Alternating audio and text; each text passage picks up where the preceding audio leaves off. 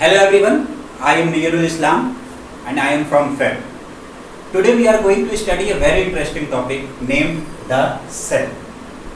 Cell को हम लोग हिंदी में कोशिका भी बोलते हैं। तो आइए आज हम लोग सीखते हैं सेल के बारे में। आप इन दो पिक्चर्स को देखिए। तो अगर मैं कहूं कि इस बिल्डिंग का बेसिक यूनिट ये ब्रिक है, क्योंकि ब्रिक क्या होते हैं, वन बाय वन ऐड होते होते पूरी बिल्डिंग को क्रिएट करते हैं। तो हम लोग ब्रिक का कंपैरिजन किससे कर सकते हैं? सेल से। तो सेल जो है वो लिविंग ऑर्गेनिजम्स का बेसिक और स्मॉलेस्ट यूनिट है। तो हम लोग का भी क्रिएशन जो हुआ है वो एक सेल ही से हुआ। तो सेल मल्टीप्लाई करता गया, सेल ने टिश्यूज बनाया, टिश्यूज ने ऑर्गन बनाया, ऑर्गन से ऑर्गन सिस्टम बना और पूरा का पूरा ऑर्गेनिज्म क्रिएट हो गया। तो जितने भी लिविंग थिंग्स हैं, प्लांट हैं, एनिमल्स हैं, हम लोग ह्यूमंस हैं, सब के सब सेल के बने हुए हैं। कुछ ऐसे ऑर्गेनिज्म हैं जो कि क्या एक सेल के होते हैं, जैसे कि आपका अमीबा। अमीबा एक ऑर्गेनिज्म है, लिविंग ऑर्गेनिज्म है जो कि वन सेल का बना हो। तो as you can see here, the cell is the smallest unit of life. It is the basic unit of structure and function of organism. तो हमारे बॉडी में जितने भी फंक्शंस होते हैं वो कौन परफॉर्म करता है बेटा? वो सेल ही परफॉर्म करता है। अब जानते हैं डिस्कवरी ऑफ सेल के बारे में। सेल को डिस्कवर किसने किया?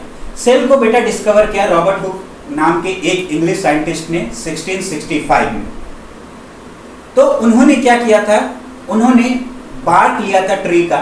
बार्क मतलब अगर हिंदी में कहें तो छाल, ठीक है। उसमें एक टिश्यू होता है, कॉर्क टिश्यू। तो उन्होंने कॉर्क को स्टडी किया माइक्रोस्कोप से। वो माइक्रोस्कोप उन्होंने खुद से ही डिजाइन किया था।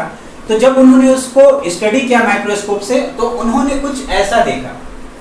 ये फोटो आप देख सकते हैं, ओके। इसमें क्या बॉक्स और कंपार्टमेंट टाइप स्ट्रक्चर आपको दिख रहा। इसी चीज को उन्होंने नाम दिया था बेटा सेल का। तो ये जो बॉक्स और कंपार्टमेंट टाइप स्ट्रक्चर दिखा उन्हें माइक्रोस्कोप में, इसको उन्होंने नाम दिया सेल का। तो सेल की डिस्कवरी का क्रेडिट जाता है बेटा रॉबर्ट हुक को। तो जैसा कि मैंने आपको शुरुआत बताया, सबसे छोटा यूनिट क्या हो गया? सेल। सेल से हमारा बेटा क्या बनता है? टिश्यू। टिश्यू से ऑर्गन, ऑर्गन से ऑर्गन सिस्टम और फिर हमारा पूरा का पूरा ऑर्गेनिज्म। तो अब हम लोग समझते हैं सेल के नंबर के बारे में, सेल के साइज के बारे में और सेल के शेप के बारे में। तो जैसा कि हम लोग जानते हैं कि कितने डाइवर्स लिविंग ऑर्गेनिजम्स हैं, कितने टाइप्स ऑफ लिविंग ऑर्गेनिजम्स हैं। तो और सारे ऑर्गेनिजम्स क्या हैं? सेल के बने होते हैं। तो उनमें क्या होता है? सेल के नंबर वेरी करते हैं, सेल के साइज डिफरेंट होते हैं, सेल के शेप डिफरेंट होते हैं। तो आइए इसको समझते हैं। सबसे पहली चीज है यूनिसेलुलर ऑर्गेनिज्म। तो यूनिसेलुलर ऑर्गेनिज्म वो ऑर्गेनिज्म होते हैं जो सिंगल सेल के बने होते हैं, जो वन सेल के बने होते हैं। For example bacteria, amoeba and paramecium, ये सारे सिंगल सेल्ड ऑर्गेनिज्म हैं। In another word unicellular organism. Multicellular, जैसे नाम से ही क्लियर हो रहा है, मल्टी मतलब बहुत सारे। तो मल्टी सेलुलर ऑर्गेनिजम्स क्या होंगे? जिसमें मोर देन वन सेल होंगे, एक सेल से ज्यादा होंगे। तो मल्टी, जैसे हम लोग हैं, डॉग है, कैट है, जितने भी एनिमल्स है, ये सारे क्या है? मल्टी सेलुलर ऑर्गेनिजम्स, क्योंकि ये एक से ज्यादा सेल के बने होते हैं। ओके, अब सेल के साइज के बारे में बात करें तो सेल को जनरली हम लोग अपने नेकेड आई से नहीं देख सकते। सेल को देखने के लिए हमें माइक्रोस्कोप की जरूरत पड़ती है। लेकिन कुछ ऐसे भी सेल के एग्जांपल्स हैं जिन्हें हम नेकेड आई से देख सकते हैं। तो जैसे आप देख रहे हैं यहाँ पे एक वर्ड है माइकोप्लाज्मा। माइकोप्लाज्मा एक बैक्टीरिया है जो कि सबसे छोटा सेल है, ओके। और ऑस्ट्रिच का एक भी एक सेल है जिसको हम लोग कंसीडर करते हैं ये इज द लार्जेस्ट सेल, ये सबसे बड़ा सेल। अब सेल के शेप को हम लोग समझे। अब मैं बोलूं कि अमीबा को शेप को आप डिफाइन कर सकते हैं किस शेप का है? Absolutely not. तो कुछ ऐसे सेल हैं जिनके शेप क्या है? इरेगुलर है। उनका हम कोई एक फिक्स शेप नहीं बता सकते इस शेप का है।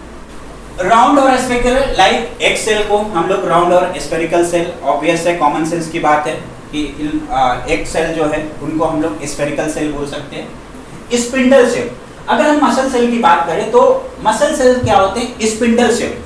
स्पिंडल शेप मतलब क्या होगा, बीच में आपका थिक होगा, इस फोटो में आप लोग देख सकते हैं बीच में थिक होगा, और जैसे हम लोग एंड की तरफ जाते हैं ये इसकी थिकनेस कम हो जाती है।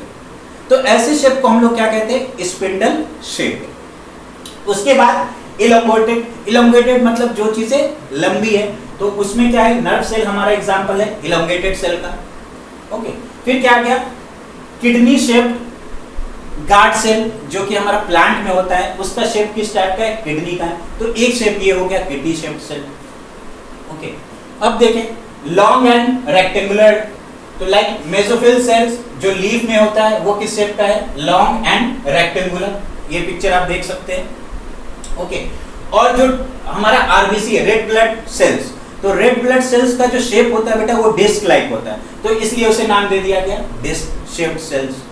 तो ये सारे एग्जांपल्स किसके हमारे हैं बेटा, सेल के शेप्स के। ओके, सेल डिफरेंट शेप्स के होते हैं, irregular, round, spindle, elongated, kidney shape, long and rectangular and disc shape. अब हम लोग सेल के स्ट्रक्चर को समझते हैं कि सेल में क्या क्या चीजें होती हैं। तो सबसे पहली बात, सेल के तीन मेजर चीजें, nucleus, cell membrane and cytoplasm. Okay, तो एक स्फेरिकल स्ट्रक्चर होता है जो सेल के सेंटर में होता है, जिसको हम लोग न्यूक्लियस देते हैं, जिसको हम लोग क्या बोलते हैं, न्यूक्लियस। न्यूक्लियस के बाद हमारा क्या होता है, एक जेली लाइक फ्लूइड होता है जो कि हमारा प्लाज्मा मेम्ब्रेन और न्यूक्लियस के बीच में होता है। तो प्लाज्मा मेम्ब्रेन सेल का क्या हो गया, आउटर कवरिंग। ये अगर इसकी बात करें तो ये हमारा क्या हो गया, प्लाज्मा मेम्ब्रेन, या इसको हम लोग सेल मेम्ब्रेन भी बोलते हैं। उसके अलावा सेंटर में हमारा आ गया न्यूक्लियस, और ये जो फ्लूइड लाइक, ये जेली फ्लूइड लाइक जो चीजें होती हैं न्यूक्लियस और ये प्लाज्मा मेम्ब्रेन के बीच में, इसको हम लोग बेटा साइटोप्लाज्म बोलते हैं। ओके, तो अब ये सेल मेम्ब्रेन की बात करें तो सेल मेम्ब्रेन क्या करता है, इस सेल को प्रोटेक्ट करता है, इस सेल को क्या करता है, प्रोटेक्ट करता है। और साइटोप्लाज्म क्या है, साइटोप्लाज्म में बहुत सारे सेल ऑर्गेनेल्स होते हैं। साइटोप्लाज्म में बहुत सारे सेल ऑर्गेनेल्स होते हैं जिनका सेल के अंदर डिफरेंट फंक्शन होता है। तो थोड़ा हम लोग फंक्शन समझ ले सेल मेम्ब्रेन का। सेल मेम्ब्रेन क्या करता है, allows movement of substances both inward and outward. तो सेल मेम्ब्रेन का काम है सब्सटेंस का अंदर आना और बाहर जाने के मूवमेंट को कंट्रोल करना। दूसरा चीज है कि सेल मेम्ब्रेन क्या करता है, सेल को उसके सराउंडिंग से प्रोटेक्ट करता है, दूसरे सेल से क्या करता है, इसको प्रोटेक्ट करता है। ओके, और सेल मेम्ब्रेन का एक और भी काम है कि सेल को एक पर्टिकुलर शेप देने का। ओके, साइटोप्लाज्म जैसा मैंने आपको बताया, इसमें ऑर्गेनेल्स होते हैं जिनको हम लोग सेल ऑर्गेनेल्स कहते हैं, जिनका काम होता है डिफरेंट सेल के फंक्शंस को करना। तो अब हम लोग समझते हैं ये जो सेल ऑर्गेनेल्स है, सेल ऑर्गेनेल्स में डिफरेंट सेल ऑर्गेनेल्स क्या हैं और उनका काम है। तो समझते हैं बेटा, सेल में एक सेल ऑर्गेनेल है माइटोकॉन्ड्रिया। माइटोकॉन्ड्रिया का क्या फंक्शन है, तो माइटोकॉन्ड्रिया को बेटा हम लोग power house of the cell भी कहते हैं। जो भी हमारे बॉडी में एनर्जी प्रोड्यूस होती है वो माइटोकॉन्ड्रिया ही की वजह से होती है। Okay, second is endoplasmic reticulum. Endoplasmic reticulum भी बेटा हमारा एक सेल ऑर्गेनेल है जिसका काम है कुछ चीजें अगर सिंथेसिस होनी है तो वो सिंथेसिस करना, स्टोरेज का काम है, एंड जो भी मटेरियल्स का ट्रांसपोर्ट होना है इन अ सेल, तो वो कौन सा ऑर्गेनल काम करती है बेटा, एंडोप्लाज्मिक रेटिकुलम। ठीक है, उसके बाद एक सेल ऑर्गेनल है प्लास्टिड। तो प्लास्टिड का काम है बेटा फोटोसिंथेसिस में हेल्प करना। तो बेटा अब हम लोग समझते हैं गोल्जी बॉडी के बारे में। तो हमारे सेल में बहुत सारे मटेरियल सिक्रीट होते हैं जिसका डिफरेंट फंक्शंस होते हैं। तो गोल्जी बॉडी का काम है उन मटेरियल्स को सिक्रीट करना। लाइजोसोम, लाइजोसोम को हम लोग बेटा सुसाइडल बैग भी कहते हैं। तो बेसिकली सेल में कभी हमें किसी चीज को ब्रेक करने की जरूरत पड़ती है, या अगर हमारा सेल वॉर्न आउट हो चुका है तो उसको रिमूव करने की जरूरत पड़ती है, या कभी कभी बैक्टीरिया और वायरस को खत्म करने की जरूरत पड़ती है। तो ये काम कौन करता है बेटा, कौन सा सेल ऑर्गेनल, ये है हमारा बेटा लाइजोसोम। तो लाइजोसोम कभी कभी क्या करती है, पूरे सेल को भी खत्म कर सकती है, तो इसीलिए इसको हम लोग सुसाइडल बैग बोलते हैं। अब हम लोग आते हैं वैक्यूल पे। वैक्यूल का काम क्या है बेटा, वाटर्स और मिनरल्स को स्टोर करना। जो भी एक्सेस वाटर एंड मिनरल्स है तो उसको हमारा वैक्यूल स्टोर करता है। ठीक बेटा, राइबोसोम का काम होता है जो हमारे बॉडी में प्रोटीन बनती है, प्रोटीन का सिंथेसिस होता है, उसको ये सेल ऑर्गेनेल करता है, that is your ribosome. I hope कि सेल ऑर्गेनेल्स के फंक्शंस आपको क्लियर हो गए होंगे। ठीक है, आगे बढ़ते हैं। अब हम लोग न्यूक्लियस के बारे में समझते हैं, जो कि मैंने बताया था न्यूक्लियस क्या होता है, सेल में सेंटर में होता है। तो न्यूक्लियस के क्या बहुत सारे पार्ट्स होते हैं, लाइक 4 पार्ट्स होते हैं उनके, nuclear membrane, nuclear sac, nucleolus and chromosome. तो सबसे पहले न्यूक्लियोलस को समझते हैं। बेटा, न्यूक्लियोलस का भी काम है प्रोटीन सिंथेसिस में हेल्प करना। ओके, लेकिन यहाँ पे आप कंफ्यूज मत होइएगा। अगर सेल में प्रोटीन का सिंथेसिस होना है तो जरूरी नहीं कि सिर्फ एक ही चीज उसको करेगी, उसमें बहुत सारी चीजें इन्वॉल्व होती है। तो हमारा उसमें राइबोसोम भी इन्वॉल्व होता है, हमारा उसमें न्यूक्लियोलस भी इन्वॉल्व है। ओके, उसके बाद हम आते हैं क्रोमोसोम पे। तो क्रोमोसोम क्या है बेटा, एक थ्रेड लाइक स्ट्रक्चर, ये आप देख रहे होंगे, ये बेटा हमारा क्या है, क्रोमोसोम। तो क्रोमोसोम में क्या होता है बेटा, हमारा होता है जीन। क्रोमोसोम में क्या होता है बेटा, हमारा जीन। ये जीन के वजह से ही कैरेक्टर एक जनरेशन से दूसरे जनरेशन में ट्रांसफर होता है। ओके, तो ये क्रोमोसोम में जीन होता है, जीन के वजह से ही हम लोग अपने मदर फादर की कैरेक्टरिस्टिक्स ले पाते हैं। न्यूक्लियर मेम्ब्रेन, तो न्यूक्लियर मेम्ब्रेन कुछ हमारा बेटा सेल मेम्ब्रेन की तरह है। ये पोरस मेम्ब्रेन है जो कि क्या करता है, न्यूक्लियस को साइटोप्लाज्म से सेपरेट करता है। ओके, तो और न्यूक्लियर मेम्ब्रेन का काम क्या होगा, जाहिर सी बात है, मटेरियल का ट्रांसपोर्ट कहां से, साइटोप्लाज्म से न्यूक्लियस में एंड न्यूक्लियस से साइटोप्लाज्म में। ओके, तो जो बेसिकली मेम्ब्रेन है, जो आउटर कवरिंग है, उसका काम क्या होगा, ट्रांसपोर्टेशन ही का काम होगा कि न्यूक्लियर मेम्ब्रेन जैसे यहाँ पे है, तो न्यूक्लियर मेम्ब्रेन का काम है कि साइटोप्लाज्म से चीजें न्यूक्लियस में जाए और न्यूक्लियस से चीजें साइटोप्लाज्म में आए। ओके, तो बेटा अब हम आते हैं न्यूक्लियर सैक पे। तो न्यूक्लियर सैक क्या है बेटा, न्यूक्लियस के अंदर जेली लाइक एक मटेरियल है जिसे हम लोग न्यूक्लियर सैक कहते हैं। अब थोड़ा हम लोग प्लांट सेल और एनिमल सेल का कंपैरिजन करें कि प्लांट सेल और एनिमल सेल में क्या डिफरेंस है। सबसे पहली चीज तो ये है बेटा कि प्लांट सेल में सेल वॉल होता है, जबकि एनिमल सेल में सेल वॉल नहीं होता है।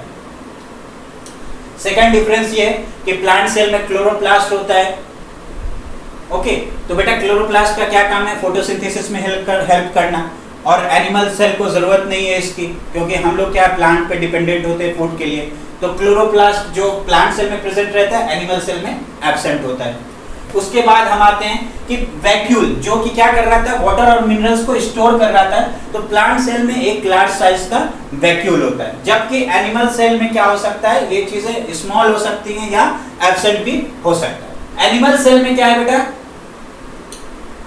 आपका लाइजोसोम होता है, जबकि प्लांट सेल में ये लाइजोसोम नहीं होता है। कि जो अदर चीजें हैं, cell membrane, cytoplasm, nucleus, mitochondria, Golgi body, endoplasmic reticulum, ribosome, ये सारी चीजें किसमें होती है, प्लांट सेल और एनिमल सेल दोनों में होती है। ओके बेटा, तो आगे चलते हैं और हम लोग समझते हैं प्रोकैरियोटिक एंड यूकैरियोटिक सेल के बारे में।